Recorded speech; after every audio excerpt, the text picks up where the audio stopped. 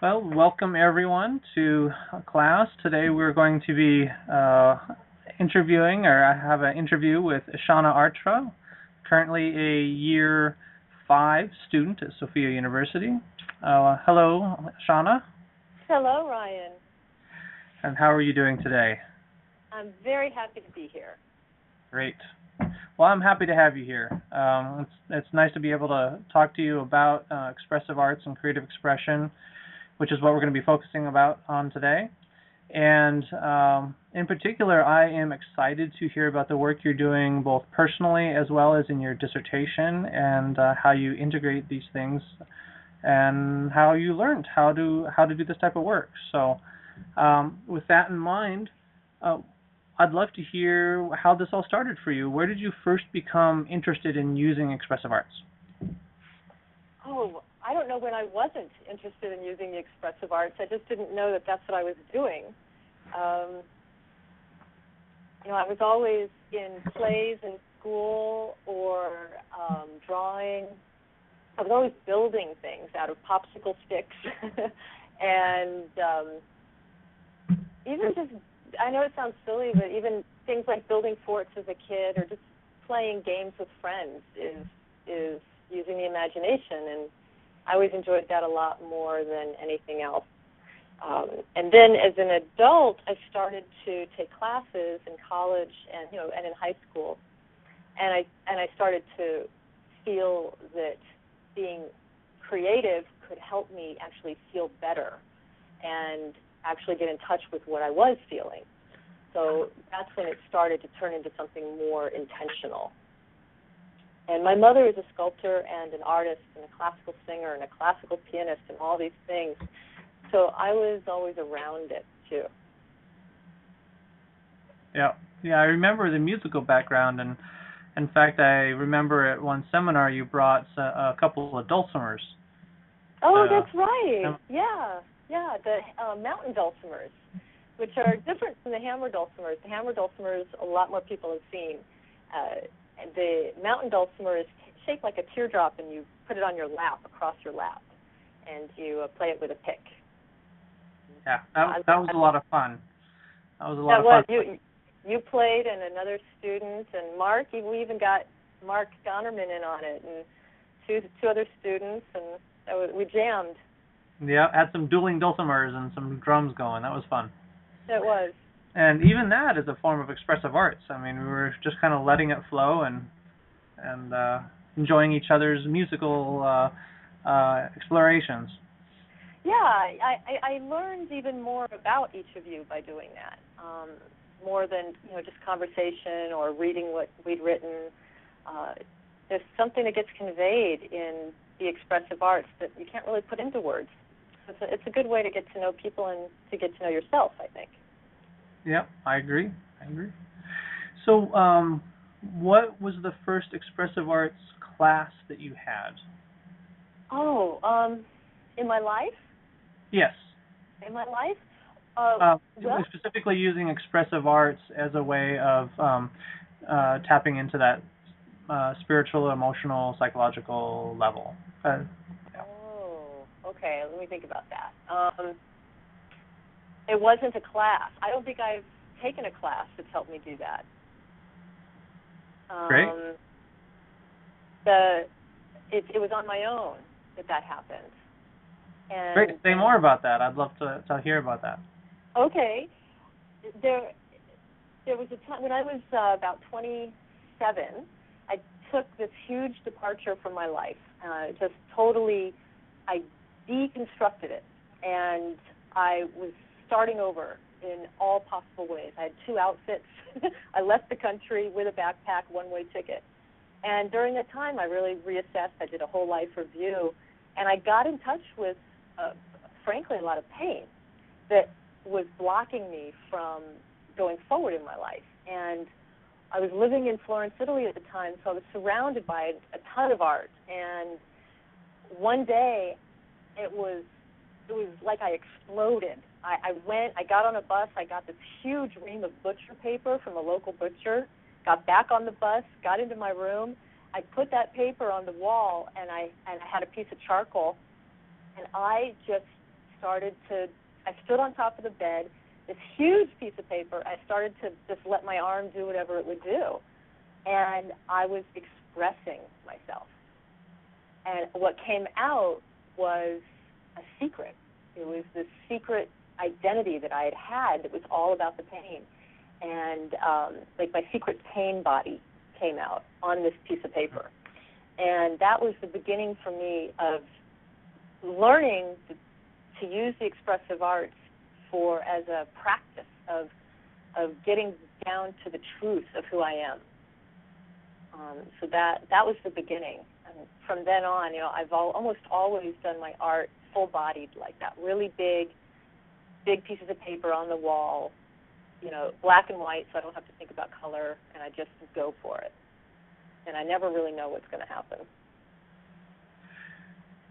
So you said black and white. Do you use a charcoal or?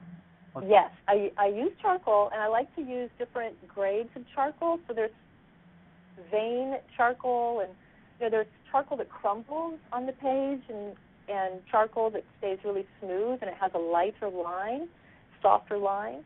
And each one conveys a different visceral feeling for me, and that's where I draw from, is the visceral feeling, not from colors or even from values, light and dark. It's just this very textural feeling in my body that I draw from. That makes me think of the multimodal work, actually, that a lot of expressive art writers and researchers talk about, and that we're going to talk about in our own class here, how to tune into the body and use the body as a way of the body movements as a way of expressing through paints and drawing and stuff like that, and combining those two. So how did that feel for you when you first connected with that movement outward through the body onto and manifesting that onto paper? That's a great question, and the first thing that pops into my memory is how validating it felt. It was, I think that's a very interesting question. It felt like I was telling the truth. I had used art in my journaling. I would draw. It was kind of like illustrating. I'd have a journal entry and then a little cartoon or something to go with it of something that had happened in the day. And that was more like reporting. And every once in a while I'd draw something that was a fantasy. This was because it was coming so much from my body, from my gut, where I'd held this secret for so long. It was telling the truth, and it felt like bringing something on the inside outside, a bit like an exorcism, I've got to say. It was so visceral, and so it felt very, very true. That's what it felt like, truth. So after you finished that particular project and you looked back on what you had done, what came to mind? I mean, what was your reaction? I made a point of not standing back and looking at it until I was absolutely done. And I was always about a foot distance from it, with my body that close to it. And it was coming out of authentic movement. So I didn't have a sense of an image that it was becoming. So when I did stand back, I was, I think amazed would be a good word for it. It looked like something, and something. It was kind of this combination of a person, a demon, and a tree all together. So I was amazed it looked like something at all, and it was the most talented thing I'd ever done. So I was amazed in a lot of ways, and I do remember the breathing. I remember my breathing so vividly from this experience, and how much breathing I was doing when I, holding my breath and really getting into the emotional level of breath, and then sighing and making noises when I was doing it. So when I was done doing it, I don't know what sound I made, but right now, just thinking about it, I just want to exhale, very, very strong sigh of relief and release almost, and gas, yeah. Do you still have that piece? Absolutely. I will be buried with that piece because that was really the beginning of me telling the truth, and I still refer to that for my study. It's been a part. When I got my master's after that, and what I chose to study was an extension of that truth. And what I'm choosing to study for my dissertation is an extension of that truth. So it's been a guiding image for me for a long time. And I still have it. I took a photo of it so that I could have it on my computer and call it up whenever I want, because it's way too big and disturbing to have up on the wall. Mm-hmm. So how many years has it been since you created that image?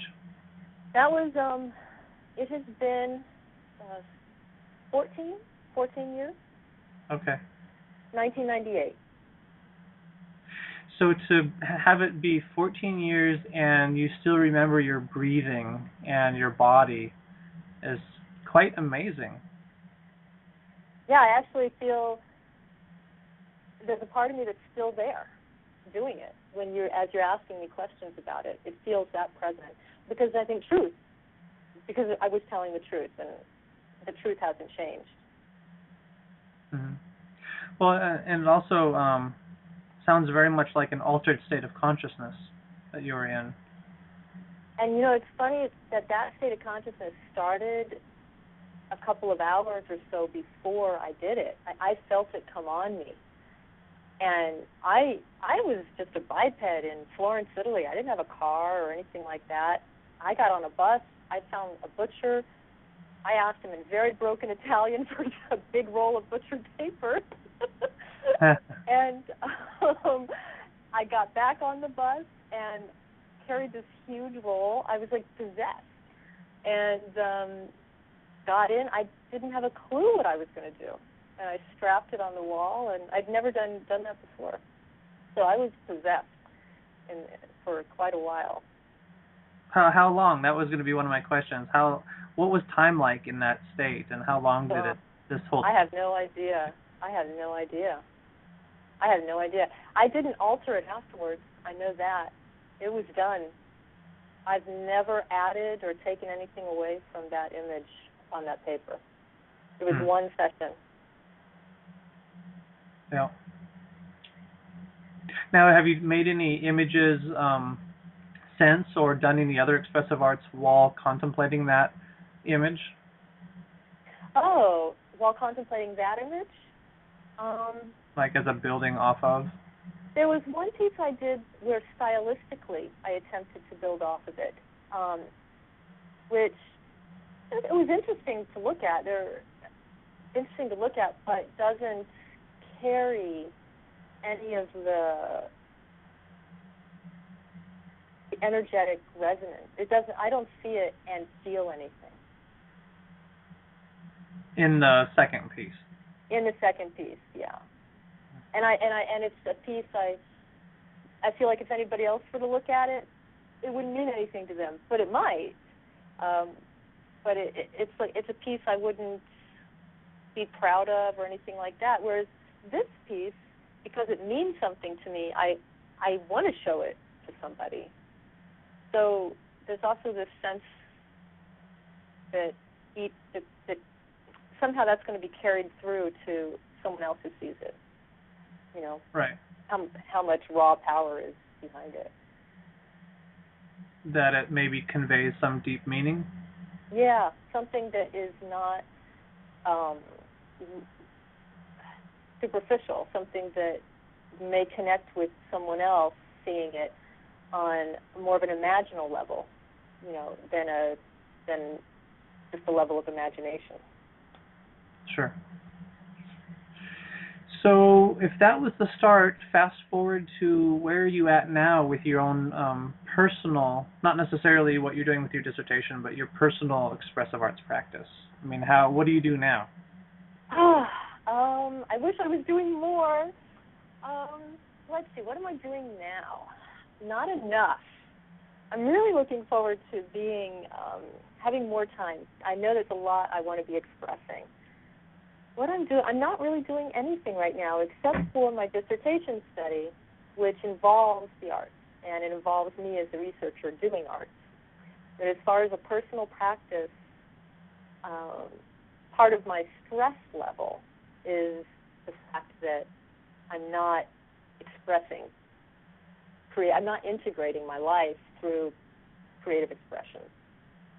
Mm-hmm. Yeah, but I did just recently, 3 years ago now, I released a spoken word album. And that was a whole nother way that was another thing like this art piece that came out of nowhere, and it came from my body. It was all authentic vocalization plus words and some music. And that set me on course to tell the truth some more, and that's when I applied to ITP. So from that, you applied to ITP, Sophia, or? Yeah. Or was it was right after that, because it felt so good to tell my truth. It came out so spontaneously in the form of spoken word, mm-hmm. and about my mystical love of the garden. And I ended up producing a CD with 12 pieces on it, and all my creative juices were flowing. I did graphic art for the cover, did all this editing work on the pieces with music, and I was on fire. I felt alive. And then someone said, "Boy, you should release this." And I was like, "No, this is for me. This is for me." And it's way too personal and intimate to release it. And he said, "That's why. People need to hear somebody else telling their truth." Mm-hmm. And so I pressed the button, metaphorically, to distribute it. And in that moment of making that decision to go public with my values, my spiritual values, to really go public, in that moment, it was so scary and so exciting. And that's when I decided, oh my gosh, my whole life has to be about telling the truth now. And I'd always wanted to go to ITP, so I finally applied to ITP. Wow. Great. Well, thank you for sharing that. And if anyone's interested in hearing the album, would you like me to say the name of it? Yes, go ahead. Absolutely. It's called Stardust in the Soil. Stardust. And you can get it on Amazon and iTunes. Stardust in the Soil. Wow. Yeah, I'll look that up. Thank you. You're welcome. Yeah. And when you listen to it, it should have even more interest now, because you know that I wasn't planning for anyone to hear it. It's kind of like releasing your journal, unedited for everyone to read. Yeah. Well, you might have that when you release your dissertation as well. Yeah, I think so.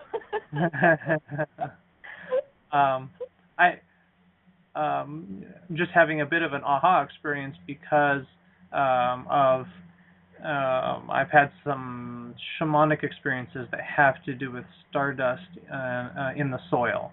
And so maybe we can talk about that offline, but interesting metaphor there. I would love to talk with you about that. I would love to. And, that actually, I think, taps into a really important aspect of this whole topic, Ryan. And sure. So, if I may just for a sec, seems to me like whenever I've tapped into this truth through creativity, synchronicity happens, or big life-changing decisions happen right afterwards. It somehow has an effect on the matrix, right, of my life. And I think that's true for a lot of people. I don't know for certain, but it seems like it would be, and that's what I've heard over time. Mm-hmm. Right after I did this CD, I a few months later, right after I released it, 6 weeks after I released it, I went for my first time to Maui. And now Maui is 7,000 miles away from Vermont, which is where I live. 7,000 miles away. It had only been 6 weeks. I'd done no marketing. It was just available. I was on Maui playing the ukulele with someone, a Hawaiian woman, and she starts standing up and pointing at me and saying my name. But she didn't say my name. She said, "You're Stardust." And and I was amazed, and I said, "What do you mean?" And she said, "Artra, Artra. You're Artra." And that's my last name, and that was on the album. A friend of hers had mailed her this album, the Stardust in the Soil, and it's only been out for 6 weeks, 7,000 miles, and there I am playing with this one woman on this tiny little island. And she recognizes me from my laugh, because I laugh on one of the tracks. How uncanny is that? And wow. She recognized it from my joy, the sound of joy, the sound of my laughter. So I just thought that was incredible. That is pretty amazing. Yeah. Huh. So I would love to talk with you about your Stardust in the Soil experience. Yeah, I mean, I agree. I think that when we start to really open up on those levels, and we see this when we do group expressive arts, the synchronicities and the similarity in imagery that can come forward is quite astounding, actually.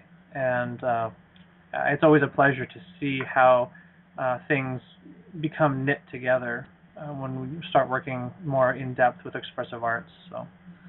Yeah. Yep. Yeah, I think it increases my trust in the universe every time. Yeah. So, well, that's even itself a good segue, trust in the universe. Coming to your dissertation topic, we've made some reference to it, but how are you integrating the expressive arts into your dissertation topic? Oh, wow. How aren't I? I got really, really, really, really lucky. Because not only is the data art and storytelling, but my analysis, the methods of my analysis include my doing response art. And even one of the methods for getting through a block in my analysis was using imaginal dialogue, where I had to draw the image that came to me. So it's woven, it's right into every bit of the dissertation. That's great. So let's start off. What is your dissertation topic about? It is about it's about grief and how we make sense of traumatic grief when we've incurred loss through trauma, and that includes loss of a loved one, or loss of a sense of who we are, or loss of a sense of even having a soul. And in this particular study, I have focused on combat veterans and how they cope with that. Well, on a serious aside here, I can just imagine the benefit that this can have to those at Stony Brook, really grieving the loss right now of with all the children that were gunned down.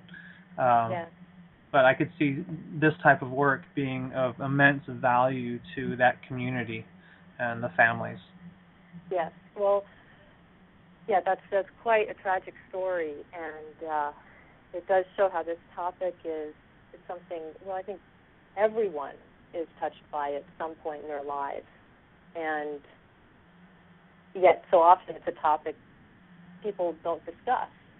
It can be overwhelming to discuss it. So I feel, in some ways, this topic is very painful for me to be immersed in, and in other ways, it's liberating to be able to give it voice and free myself from the taboo of talking about it. Yeah. And I'm learning a lot. From these men, and they're all men in this study. There are 9 male combat veterans, and I'm learning a lot, seeing how they've coped. So what is it that you're learning from them? Well, one of the things is that there isn't any one way to do it to cope. It really depends on the person. I mean, of course, there are benchmarks, and there in psychology we have all kinds of ways to note the progress someone's making towards a healthy, positive outcome, right? So we have all of that. And coming into it, I was still learning about the field and about grief psychology. And so one of my big learnings is that, yeah, there's a healthy outcome, but there are so many different ways to get there. And there it is, creative expression. It varies. It may be the same truth told in different ways. So, they find benefit in the loss. They find a way that the loss actually teaches them something about the world and life, and so they have more of a sense of order in things actually through the loss. In some other cases, they get a better sense of who they are because of going through loss and learning about themselves through the hardship, and also just learning more about themselves because they're having more life experience. So I've seen it in each of those three ways play out for these men. And so the combat vets are doing expressive arts Yes. as part of their healing that they're going through. Yeah. You talked about the multimodal? Mm-hmm. Yep. Yep. The data comes from a program called the Warrior's Journey. And the Warrior's Journey is put on by the Warrior Connection. The Warrior's Journey is a 5-day intensive grief retreat that utilizes mindfulness, the expressive arts, and group sharing. So for 5 days, 60 contact hours, these men meet in a group of up to 8 men in a tiny little wooden yurt in the woods with a female civilian co-facilitator and a combat veteran co-facilitator, a male combat veteran. And they are taken through 10 questions, and each question is answered through a different expressive medium.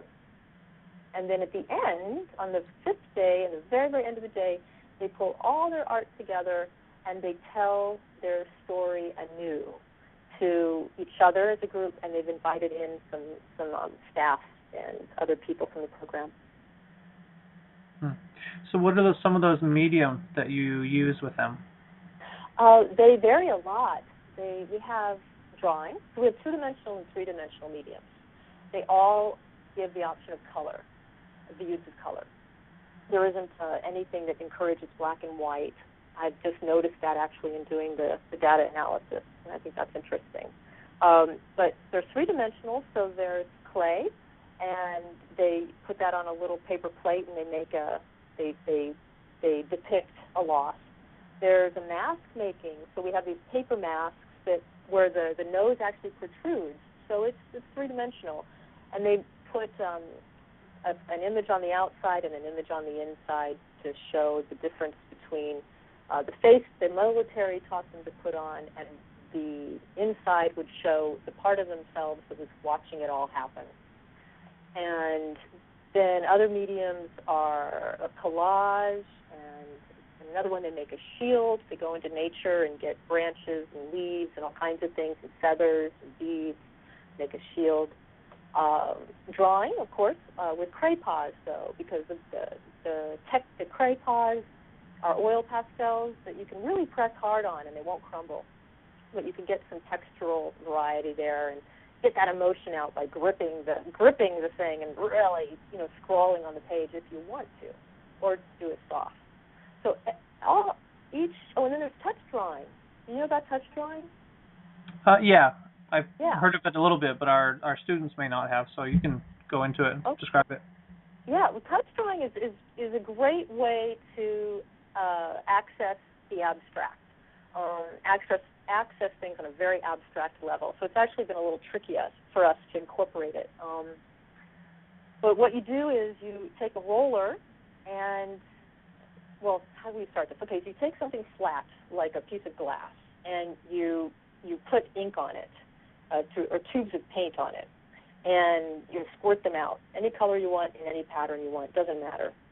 And then you lay over that rice paper, and you take a roller, and, no, you take, how does this go? You take a roller, and you roll the rice paper over the rice paper, and it gets the ink onto the rice paper. And then you take your fingers on top of the rice paper, and you do whatever designs or patterns or motions are coming to you.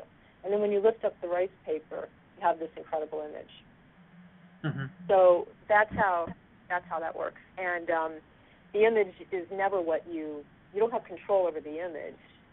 So you might have control over general features, but not the subtleties. And those subtleties are what always surprise the participant when he, unveils it, and it starts to communicate to him whatever he's ready to see. And that's where it's more like imaginal dialogue in that space. So that's really powerful. I've heard of, in fact, there's actually a tarot deck that uses that type of formations in the deck. It's not technically a tarot deck, but it's a card deck similar to that, spirituality-based card deck. And they will take, after it dries, black ink and go around certain images, and if there are particular images that come forward, sometimes they'll enhance it with black ink around things. Oh, that's fantastic. I'm going to try that sometime. Yeah, it adds a different layer, that's for sure. Yeah. It would. With Modigliani, he did that. Do you remember he'd outlined his images? Uh-huh. That changed art making for me. That was one of the pivotal things for me, was to do that with art I was making, was to take that line and put the charcoal around it like that on its side, and the way the image would then start to almost take on a life and be much more present, and it was pretty powerful. So I've done that almost every time ever since. Great. Let's see. Just mindful of time here. So I guess we've talked a little bit about what the participants, I'm going to move us ahead here, participants did with their expressive arts. How did you integrate expressive arts for you in your dissertation? What did you do? Well, I'm still doing it. It's still underway. What I've been doing is using the expressive arts to, number one, track my view of the topic. So really to keep a handle on what I might otherwise unconsciously transfer or project onto the participants or the data. So really using the expressive arts, drawing, authentic movement, to stay current with my feelings about the topic, but also about what I think, what my philosophical position or even my mechanical psychological position might be on the topic, just to stay current and to watch it change. So I've been using this tracking piece. Every week I update it, and it keeps changing. So that's one way I've been using it. I also have done every single art activity the men did during the retreat, which, in art-based research methods it can be a very important participatory method. I got tapped into the topic even more. I surfaced a lot of my own biases, and I experienced healing from it too. It was a benefit. So those are two ways. And then I just recently took I've been coding the data I've been coding the news stories that the men tell on the last day and their art images, and just making a list of the nouns and the verbs and key phrases that are in their images and news stories. And I took the ones that really popped for me, I combined them all into a statement as if one person were saying it, but it was a compilation of all the men. And then I took that and I made an image in response to it that included all the elements. And that got me current with what I'm thinking, not only about the topic and feeling, but also what the impression of each participant is, what impression he's making on me. So even though the final image may not convey that to everybody, whenever I see it, it reminds me. It makes me conscious again.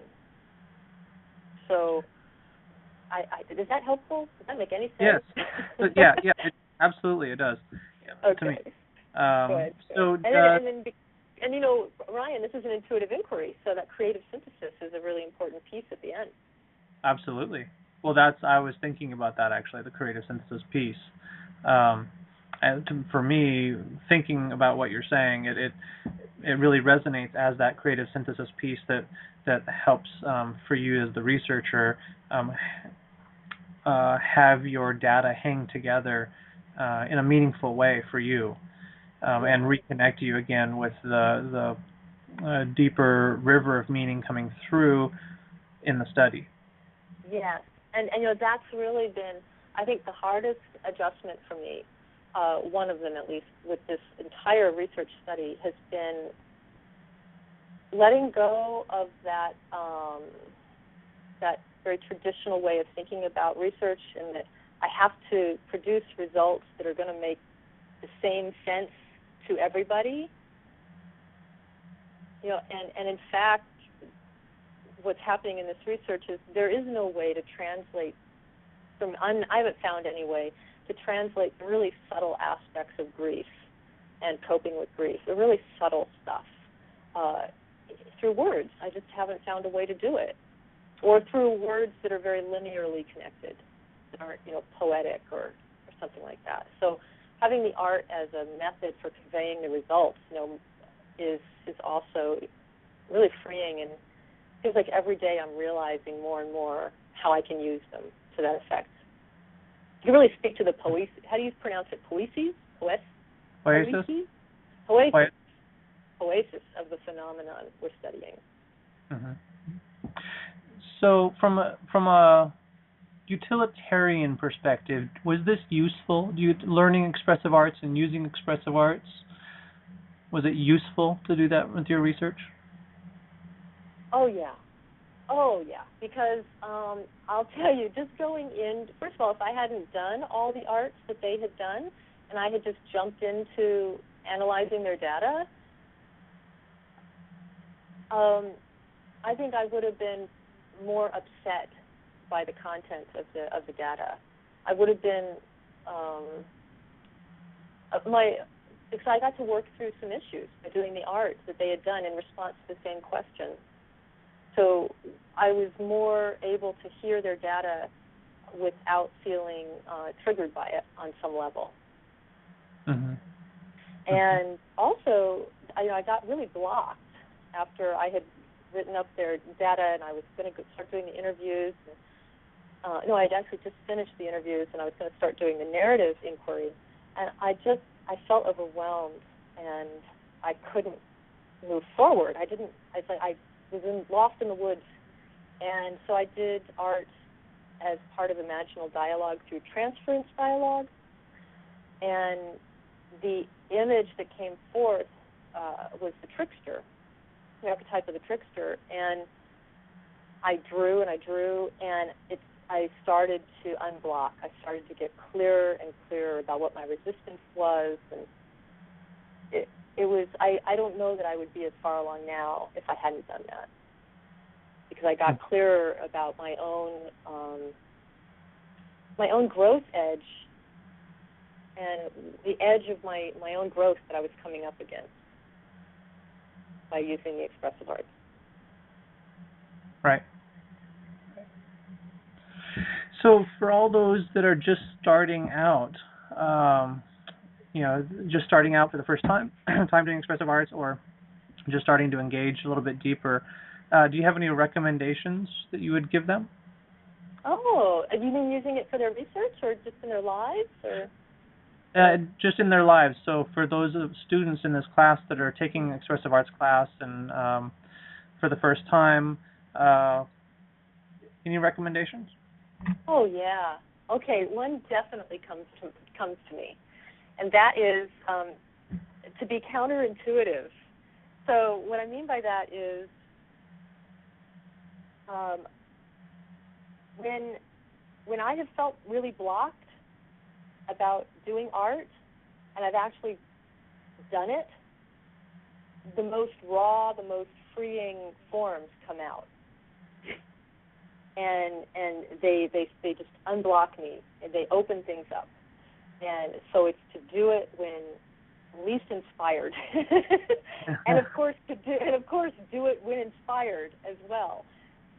And something I've noticed is that there are at least two different effects, and one is it can open up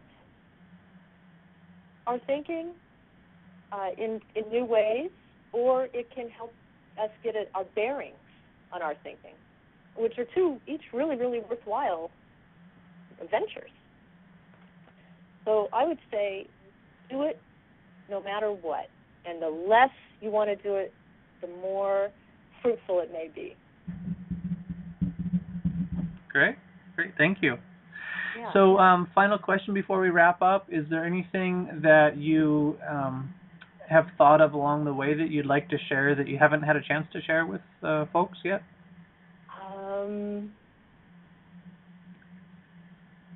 Let's see. No, I think that covers it. If I were going forward, I want to say I'm determined to find a way to do the arts more often. Just have it be a more regular part of my life, like keep a little sketchbook with me in my purse, at all times or something like that. So I would just put that out there as well. Make it as easy and accessible as possible. And it doesn't have to be a big thing involving a lot of materials.